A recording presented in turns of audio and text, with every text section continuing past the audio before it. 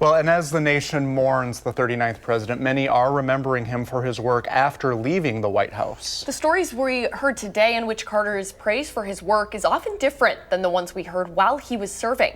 Here to talk about the public's perception of Carter and his portrayal in the media, Dr. Lori Amber Rosner, who wrote the book Jimmy Carter and the Birth of the Marathon Media Campaign. Hi, Lori. Thanks for joining us. Sure. It's an honor to be here. Tell us a little bit about your book. When you say the birth of that media campaign, what does that mean? Well, so what I'm referring to there is just the ways in which in the mid-70s the campaigning process was elongated and the ways in which candidates like Jimmy Carter announced their runs for office ever earlier, and news media covered those campaigns earlier and earlier. And you know, he was a one-term president, and I'm sure at the time that was probably considered a failure, but then cut to now, we keep hearing about a lot of his good works outside of the office, and that's really bolstered his reputation. You know, what do you think about some of those tributes coming in talking about just the whole breadth of him as a person?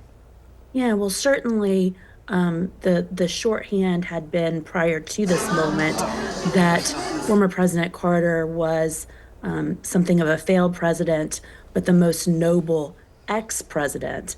But what I think that we're seeing happening now in this moment is a bit of a re-examination of Carter's presidency and an understanding that the sorts of crises that he encountered that last year in his presidency, so particularly the Iranian hostage crisis, that served to overshadow many of the major successes of his presidency.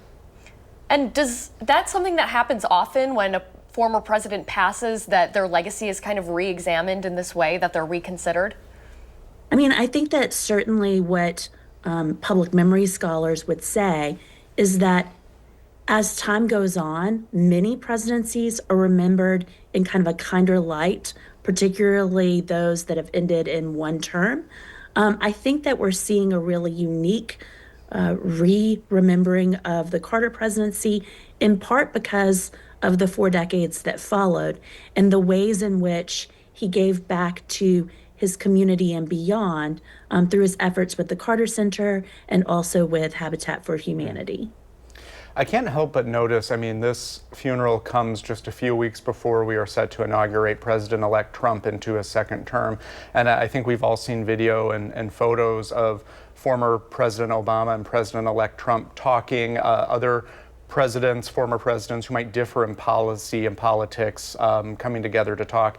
Is there anything from that you're taking? I mean, it seems like in his final moments, former President Carter is perhaps uniting people. Does that strike you at all?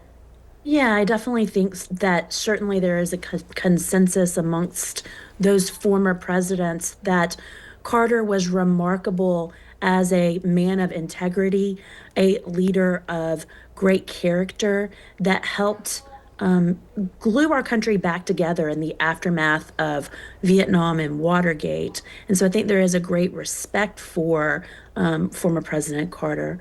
Moreover, I would kind of call the moment that we saw in Washington today a moment of fragile unity. So those former presidents there in one space, paying respect, paying tribute to our former president, Jimmy Carter. Dr. Lori Amber Rosner, thank you so much for joining us. We appreciate your expertise. Thank you. Thank you very much.